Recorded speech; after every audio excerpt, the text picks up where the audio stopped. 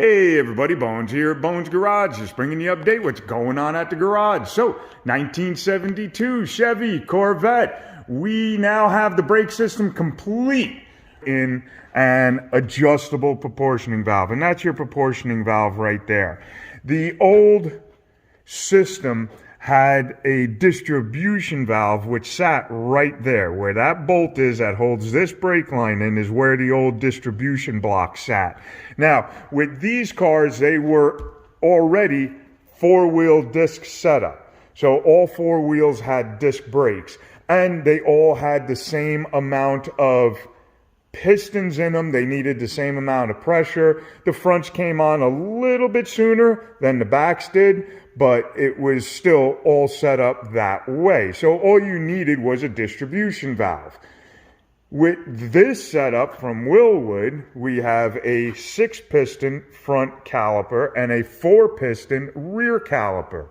You need to change your pressures. So you need an adjustable proportioning valve to be able to do that.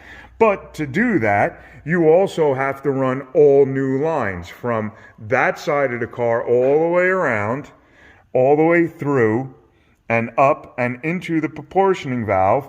From this tire over here, it comes up, goes all the way around and over to there. And then from the rear, what I usually do with these is I just cut the line towards the bottom and then I make a small extension and make it fit. And this car is a little bit more of a PIA because we have a clutch, and you can see how nice everything looks.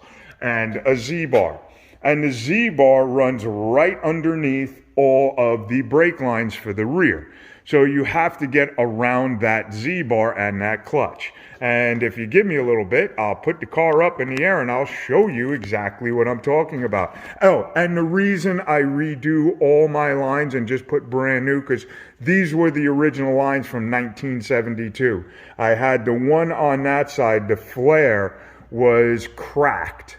Just a little tiny crack, and it kept leaking. I just couldn't get it to stop. It wasn't even a leak. It was just a weep. Just a teeny tiny bit of fluid would come out, but it was constantly doing it. That's unsafe. I repeat, I will not let a car go out. I will spend the extra time to make sure that it is done correctly. And to do it correctly, you replace all of the line. So it's just safer that way. And let me bring the car up in the air and I'll show you some of what we did underneath. I'll be right back.